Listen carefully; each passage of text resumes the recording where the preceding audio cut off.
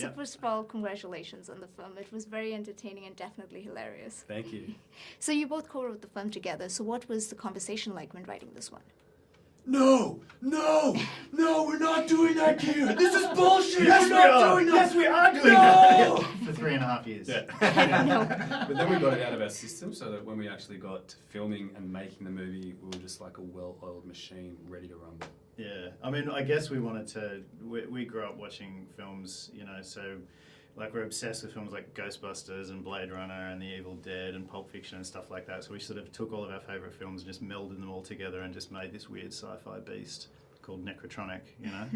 One of the hardest things about writing and developing it was just getting rid of some of the ideas, because what we do, we come up with a basic premise, but then we add to it and we're like, yeah, let's add anti-possession suits and then demons and then more ghosts and then some superpowers, and we just keep piling it up, and it gets very confusing. So in the last couple of drafts, it was all about just going, no, we have to actually push that aside, tamp that down a bit, and just be... Yeah, we don't really have writer's block, do we? No. We need to practice more writer's stop. Because we have too many ideas.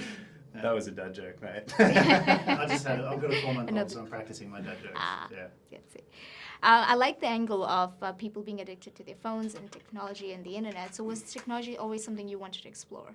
Definitely, yeah. I've got an electrical trade background, so technology for me, it just comes so naturally. Anything that's got anything to do with like electricity and networks and systems, that stuff for me is just like gold, love it. But then, of course, with mobile phones, I don't know about you, but I'm totally addicted to my mobile phone, and every time I look around at, you know, bus stops or train stations, everyone seems to be looking down. So for us, or for me personally, it's a really easy jump to make that there is a demon on the other side of that phone that's just slowly sucking away parts of your soul, and it's just getting taken.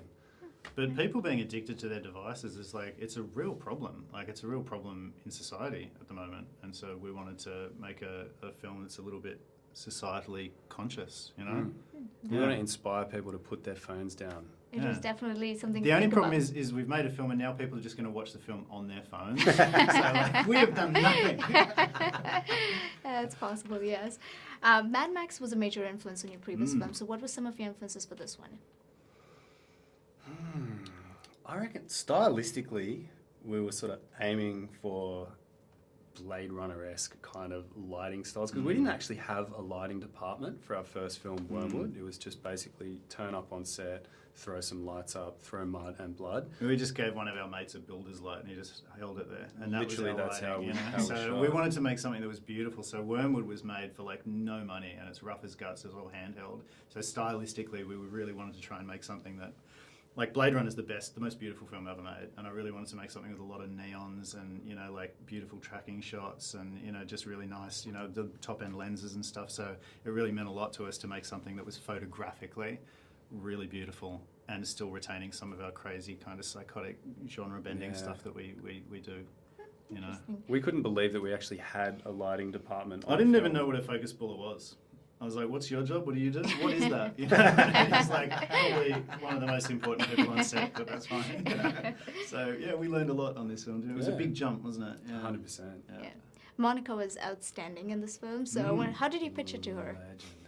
We wrote Please her be a in our letter. film. That's pretty much what we did. We wrote her a personal letter, and you know, we're obviously massive fans of Monica Bellucci, and you know, just put that in the letter and just begged her to be in our film. And yeah, the script resonated with her. She loved the idea of being an out-and-out baddie. She obviously hasn't played that kind of role before, and she actually said that the script was intelligent.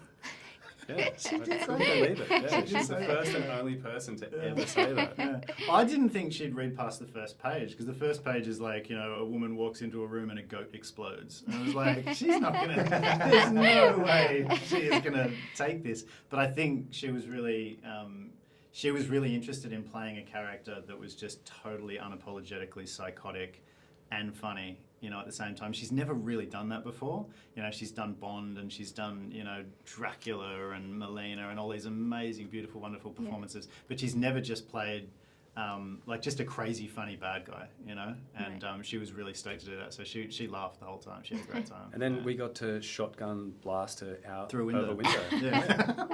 That was an interesting scene. Loved it. That's my favourite scene in the movie.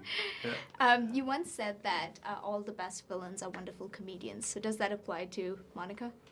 100%. She is a funny lady. Yeah, she's got good timing. Yeah, well, she's never been able to show that side of her, you know, and she's actually got a great sense of humour. So to have her come in and show that she can be a comedian was kind of good, you know, because I mean she's just done so many films. It's hard to find a new facet, but I think we did, you know.